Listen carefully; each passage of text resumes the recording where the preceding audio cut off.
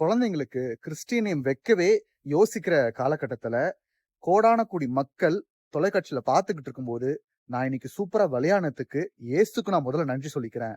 அவர் தான் என்ன வழி நடத்தினார் அப்படின்னு தன்னுடைய முதல் நன்றிய, அந்த ஒரு போட்டியினோட வெற்றிய இயேசுவுக்கு ஒப்பு குடுத்தாங்க.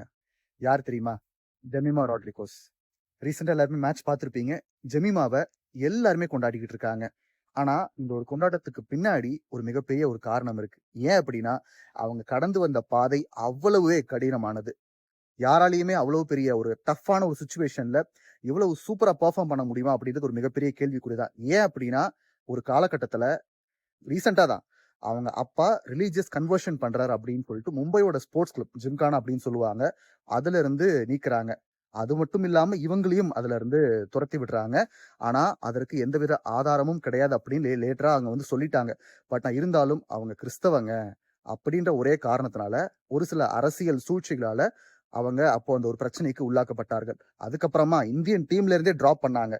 இந்த மாரி பிரச்சனைலாம் வந்துகிட்டு இருக்கு அப்படின்னு. அது மட்டும் இல்லாம அவங்களோட சோசியல் மீடியா போஸ்ட்ல போயிட்டு அசிங்கமா கமெண்ட் பண்றது, உங்கள வந்து நான் வந்து என்ன வேணா பண்ண முடியும் அப்படின்னு சொல்லிட்டு கமெண்ட் போடுறது, எல்லாத்தையுமே பண்ணிக்கிட்டு இருந்தாங்க. ஆனா எல்லாத்தையுமே கடந்து ஒரு மிகப்பெரிய மென்டல் ஹெல்த் இஷ்யூவுக்கு உள்ளாகி, எல்லாத்தையுமே தாண்டி தன்னுடைய ஜெபத்தாலும், இயேசுவின் மீது வைத்த முழுமையான நம்பிக்கையினாலும் சிறப்பா விளையாடி, இந்தியாவுக்கு இறுதிப் போட்டியில் முன்னேறுவதற்கு ஒரு மிகப்பெரிய வாய்ப்பு ஏற்படுத்தி தந்திருக்காங்க இன்னைக்கு ஜெமிமா ராட்ரிகோஸ்.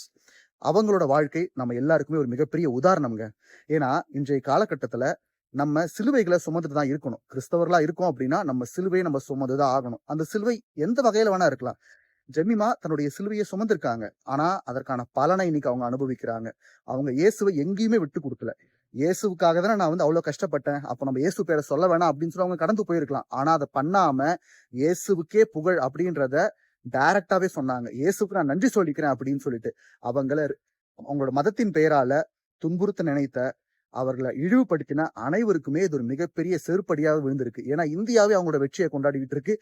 இந்தியாவினுடைய வெற்றி மகளா அவங்க வந்து இருந்துகிட்டு இருக்காங்க.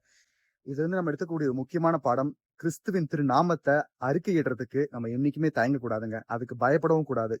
எவ்வளவு தடைகள் வந்தாலும் சரி, எவ்வளவு கஷ்டங்கள் வந்தாலும் சரி, கிறிஸ்து நம்மோடு இருக்கின்றார். கவலைப்படாதீங்க. Praise the Lord. அண்ட் வாழ்த்துக்கள் ஜெமிமா ராட்ரிகோஸ்.